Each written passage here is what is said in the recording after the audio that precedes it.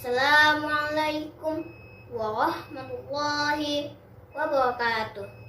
Hamdan wassalatan wassalaman amma ba'du. Dalam kesempatan kali ini, saya Zulfaina Rasagala kelas 2 Zubair bin Awam akan menyampaikan kisah salah satu hewan yang disebutkan dalam Al-Quran, yaitu laba-laba. Kisah penyelamatan Abu Rasulullah SAW dan Abu Bakar radhiyallahu anhu di gua surah itu disebutkan dalam Al-Quran surah At-Taubah ayat 40.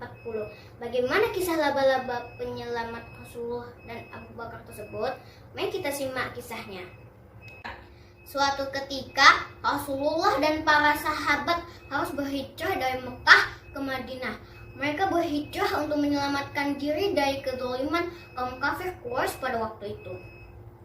Beberapa sahabat telah berjalan lebih dulu hingga sampai ke Madinah. Dan selang beberapa waktu kemudian, Rasulullah dan Abu Bakar pun menyusul mereka ke Madinah.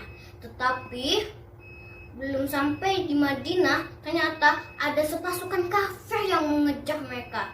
Rasulullah dan Abu Bakar terburu-buru masuk ke gua untuk bersembunyi di dalamnya. Setelah memasuki gua, Allah segera memerintahkan laba-laba untuk membuat jaring atau membangun rumahnya tepat di pintu gua. Supaya apa? Supaya musuh tidak curiga jika di dalam gua ada Rasulullah. Maka laba-laba pun buru-buru menyelesaikan tugasnya, membuat jaring dengan sangat cepat. Dan setelah selesai, laba-laba pun berpura-pura tinggal seperti biasa.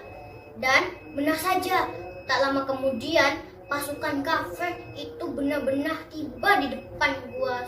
Mereka mengamati pintu gua dan berhasil. Mereka tidak curiga sama sekali. Mereka mengira tidak ada seorang pun yang memasuki gua, karena jika ada, pastilah jaring laba-laba itu telah rusak. Jaring laba-laba sangat halus dan rapuh, hanya dengan sentuhan tangan, bahkan oleh angin dan hujan sekalipun, jaring akan porak-poranda.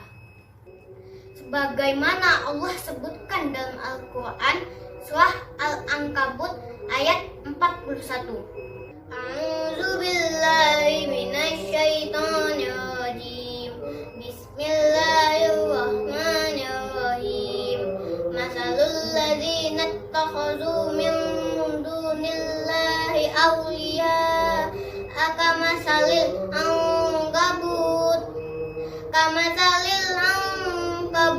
ittakhadhat baita wa inna awhanal buyuti labaitul ankabut law kanu ya'lamun. Sadaqallahul azim. Artinya, perumpamaan orang-orang yang mengambil pelindung-pelindung selain Allah adalah seperti laba-laba yang membuat rumah. Dan sesungguhnya rumah yang paling lemah adalah rumah laba-laba jika mereka mengetahui. Demikianlah akhirnya pergilah pasukan kafir itu meninggalkan gua, dan selamatlah Rasulullah dan Abu Bakar.